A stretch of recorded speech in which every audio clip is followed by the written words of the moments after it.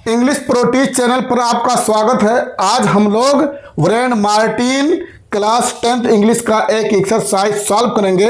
देखिए कैसे सॉल्व किया जाता है। एक्सरसाइज पहला देखिए, स्टिल वाटर रन डीप, ठहरा हुआ पानी गहरा होता है। तो यहाँ पे जो स्टिल आया है शब्द, इसको हमने अंडरलाइन किया है। इसी को बताना है कि ये कौन सा पार्ट स्पीच है, कौन से टाइप का। तो यहाँ पे देखिए स्टिल के किसके साथ आया है, वाटर के साथ। और जानते हैं वाटर एक क्या है, नाउन। तो जो शब्द किसी नाउन के साथ यूज होते हैं वो उसी की विशेषता बताने के लिए ही यूज होते हैं। तो ये स्टिल नाउन की विशेषता बतलाता है। तो आप खुद जानते होंगे कि नाउन की विशेषता बतलाने वाले वर्ड हमेशा कौन होते हैं, एडजेक्टिव होते हैं। तो पता चला ये स्टिल एडजेक्टिव का काम कर रहा है। दूसरे वाक्य में देखिए वही स्टिल है, लेकिन ये स्टिल जो है इसके बाद लाइव्स वर्ब है। He still lives in that house, वो अब भी उस घर में रहता है। तो इस स्टिल के बाद देखिए कोई नाउन नहीं आया है बल्कि वर्ब आया है। तो फिर पता चला कि जब ये स्टिल वर्ब के साथ आया है इसका मतलब ये वर्ब की विशेषता बतलाएगा। तो वर्ब की विशेषता बतलाने वाले वर्ड एडवर्ब होते हैं। तो ये स्टिल हमारा एडवर्ब हो जाएगा। और उसके बाद तीसरे में देखिए, after the storm come the काम, यानी जब स्टॉर्म आता है तो उसके बाद तूफान आता है, तो उसके बाद तूफान आने के बाद शांति हो जाती है। तो आफ्टर के बाद यहाँ पे देखिए, आफ्टर वैसे एक प्रीपोजिशन है लेकिन हमेशा प्रीपोजिशन नहीं होता है। कभी कभी सिचुएशन के हिसाब से रूल बदल जाता है। जैसे एक इंसान स्कूल में पढ़ाता है तो एक टीचर होता है, लेकिन घर पे जाने के बाद किसी का बेटा होता है, किसी का पति होता है, उसके रोल अलग अलग होते हैं। वैसे ही वर्ड के यूज के हिसाब से, उसके रोल के हिसाब से वो बदल जाते हैं, उसका सेंस बदल जाता है, दूसरे पार्ट ऑफ स्पीच कहलाते हैं। तो नेचर से तो वैसे ही ये प्रीपोजिशन है, लेकिन यहाँ पे देखिए प्रीपोजिशन का काम भी कर रहा है, क्योंकि हमेशा जब आफ्टर के बाद अगर कोई नाउन आता है तो हमेशा प्रीपोजिशन के सेंस में उसका मीनिंग लिया जाएगा। तो देखिए आफ्टर के बाद स्टॉर्म आया है, और स्टॉर्म एक नाउन है। कैसे जान पाएंगे नाउन है? तूफान को हमने एक नाम के रूप में इस्तेमाल किया है, काम के रूप में नहीं। काम के रूप में क्रिया ही है, कम कम माने आना। तो ये वर्ब है और ये नाउन है। और आफ्टर के बाद जब कोई नाउन शब्द आ जाता है तो याद रखिए वो हमेशा वो आफ्टर क्या कहलाएगा, प्रीपोजिशन कहलाएगा। तो इसके बाद नाउन आया तो हो जाएगा प्रीपोजिशन। अब उसके बाद यहाँ पे देखिए ये आफ्टर, इस आफ्टर के बाद the after effect drug are bad, यानी जब हम दवा का यूज करते हैं, यूज करने के बाद दवा का जो इफेक्ट होता है वो बुरा होता है, उसका असर बुरा होता है। इस आफ्टर के बाद देखिए, इस आफ्टर के बाद नाउन शब्द का इस्तेमाल नहीं हुआ है। नाउन यहाँ पे ड्रग है, दवा के बारे में बात हो रही है, तो नाउन दवा है। तो जब इसका इस्तेमाल इसमें नहीं हुआ है तो ये हमारा जो है एक एडजेक्टिव कहलाएगा। क्यों कहलाएगा? क्योंकि दवा की बात हो रही है। ये आफ्टर दवा के लिए, मेडिसिन के लिए यूज हुआ है, दवा का असर बता रहा है, और दवा एक नाउन है। तो जो नाउन की विशेषता बदलाते हैं वो एडजेक्टिव कहलाते हैं।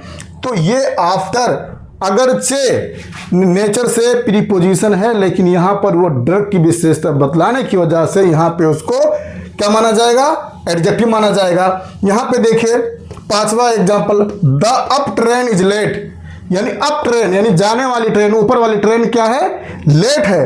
तो अब यहाँ पे बहुत ज़्यादा दिमाग लगाने की जरूरत नहीं है। जो वर्ड जिसके साथ आता है, मैंने बताया था, वही उसकी विशेषता बतलाता है, उसकी विशेषता बतलाने के लिए आता है। अप ट्रेन, ट्रेन एक आप जानते हैं नाउन है। नाउन आप जानते हैं, किसी वस्तु को भी नाउन कहते हैं, जो स्थान घेरती है। तो ट्रेन को आप वस्तु ही मान लें। तो ट्रेन क्या है, ट्रेन एक नाउन है, और नाउन से पहले जो वर्ड आया वो नाउन की विशेषता बतलाने के लिए आया। तो इसका मतलब अब हमारा क्या हो गया, अब हमारा एडजेक्टिव हो गया, क्योंकि नाउन की ट्रेन की विशेषता बतला रहा है। अब वहां पे देखिए 6 वाला, it weight about a pound, इसका वजन लगभग 1 पाउंड का होता है या 1 पाउंड होता है। तो इसका मतलब देखिए अबाउट के बाद कौन सा शब्द है, पाउंड। यहाँ पे जो पाउंड इस्तेमाल हुआ है नाउन के रूप में इस्तेमाल हुआ है। जब अबाउट के बाद जब नाउन शब्द का इस्तेमाल हो जाए तो आप जान लेना कि वो प्रीपोजिशन का काम कर रहा है। अबाउट के बाद ये पाउंड एक नाउन है, और इसकी जो वर्ब है इसमें ये वेट वर्ब है, और सब्जेक्ट क्या है, इट है। तो पता चला अबाउट के बाद नाउन आया। अगर अबाउट के बाद नाउन शब्द आया तो उसको हम क्या मानेंगे, प्रीपोजिशन। तो ये हमारा अबाउट प्रीपोजिशन का काम कर रहा है। अब यहाँ पे 7वें में देखेंगे, he told us all about the battle, उसने हमें लड़ाई के बारे में बताया। इस अबाउट के बाद आप देखिए कौन सा शब्द है, बैटल। बैटल लड़ाई। लड़ाई को यहाँ काम के रूप में इस्तेमाल नहीं हुआ है, नाम के रूप में। एक शब्द कभी कभी नाउन भी होता है और कभी कभी वो वर्ब का काम भी करता है। अगर हम उस शब्द को नाम के रूप में इस्तेमाल करेंगे, याद रखिए नाम, तो नाउन हो जाएगा।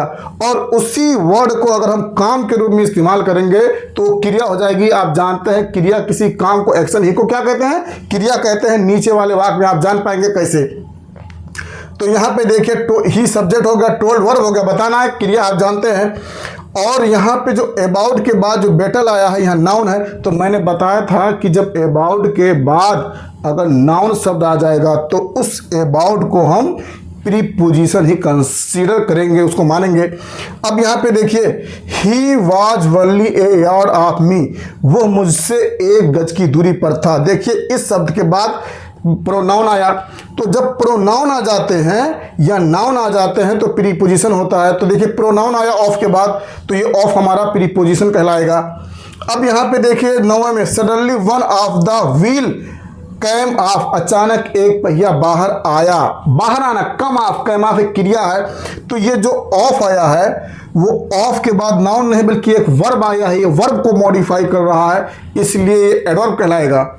पहिया बाहर आना, बाहर निकल जाना, कोई चीज़ वर्ब ही है, तो वर्ब के लिए ये ऑफ इस्तेमाल हुआ है। अब हम 10वां एक्सरसाइज देखेंगे, Muslim fast in the month of Ramzan, मुसलमान लोग रमजान के महीने में रोज़ा रखते हैं। अब हमें यह देखना कि ये जो रोज़ा है ये नाउन के रूप में यानी नाम के रूप में इस्तेमाल हो रहा है या काम के रूप में। तो देखिए भी आप जान जाएंगे, मुस्लिम हो गया सब्जेक्ट और यहाँ पे फास्ट जो है वो वर्ब के रूप में इस्तेमाल हो रहा है, क्योंकि सब्जेक्ट के बाद क्या आता है, सब्जेक्ट के बाद वर्ब ही आता है बच्चों। तो मुस्लिम सब्जेक्ट हो गया, बात मुसलमान की चल रही, सब्जेक्ट हो गया। वो फास्ट में रोज़ा रखते हैं, रोज़ा रखना एक काम है। इन the month of Ramzan, Ramzan के महीने में मुसलमान रमजान के महीने में रोज़ा रखते हैं। तो यहाँ पे जो रोज़ा है वो एक काम है, वो काम कर रहे हैं। तो काम के लिए अगर इस्तेमाल हो जाएगा तो वो चीज़ हो जाएगी वर्ब। और यहाँ पर फिर एक फास्ट वर्ड आया है, he kept fast for a week, उसने 1 सप्ताह के लिए रोजा रखा। रोजा रखा तो नाम के रूप में, रोजा एक नाम के रूप में इस्तेमाल हो रहा है, काम के रूप में नहीं। काम इसमें क्या है, केप्ट माने रखना, रखना यहाँ पे सब्जेक्ट ही है, केप्ट वर्ब है। और यहाँ पे जो फास्ट वर्ड आया है वो वर्ब के बाद आया है। तो वर्ब के बाद कौन से शब्द आते हैं, या तो नाउन आते हैं या प्रोनाउन आते हैं। तो पता चला यहाँ पे जो फास्ट है वो नाउन के रूप में इस्तेमाल हुआ है, और ऊपर वाला ये जो है ये एक वर्ब की जगह पे इस्तेमाल हुआ है। तो ये वाला हमारा फास्ट वर्ब कहलाएगा, और नीचे ये जो इसमें जो फास्ट है वो नाउन कहलाएगा। Thank you very much.